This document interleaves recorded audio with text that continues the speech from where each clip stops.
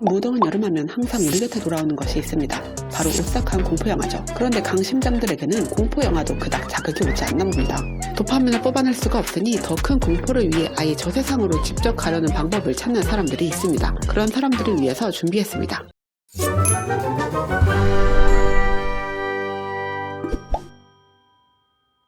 엘리베이터를 활용한 방법. 우선 10층 이상인 건물에 찾아갑니다. 반드시 혼자 엘리베이터를 탑니다.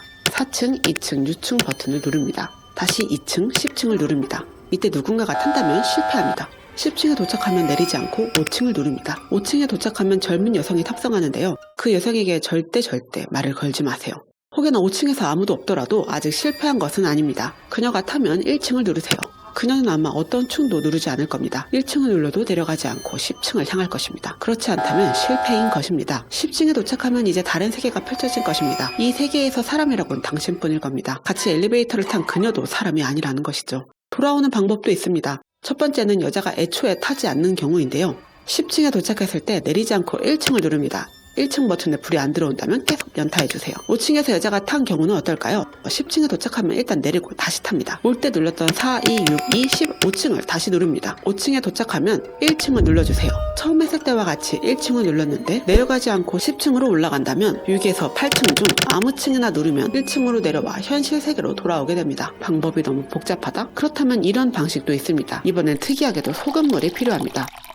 우선 새벽 2시, 4시 사이에 혼자 엘리베이터에 탑승합니다. 소금물을 입에 머금습니다. 무작위로 층수를 눌러 엘리베이터가 움직이게 합니다. 이때 4층에서 한 여성이 타게 됩니다. 그 여성과 말을 걸지도 눈을 마주쳐서도 안 됩니다. 반드시 명심하세요. 엘리베이터 문이 닫힐 때까지 기다렸다 닫히는 순간 동시에 1층부터 꼭대기층까지 순서대로 재빠르게 눌러주세요. 그러면 엘리베이터는 어딘가로 하강하게 됩니다. 어느 정도의 시간이 지나 하강이 멈추면 문이 열리는데요. 그곳이 바로 신세계라고 합니다. 하지만 이 방식에선 돌아오는 방법이 존재하지 않습니다.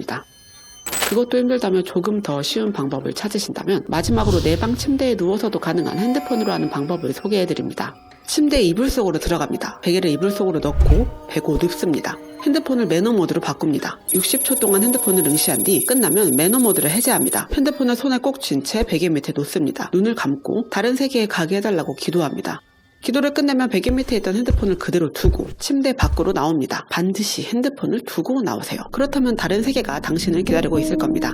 돌아오는 방법도 있습니다. 다른 세계에 들어온 지 1시간이 지나지 않은 상황에서만 가능한데요. 다시 이불 속으로 들어가 베개 밑에 핸드폰을 꺼내서 손으로 감싸진 채 현실 세계로 돌아오기를 기도합니다. 기도가 끝나면 아멘을 외칩니다.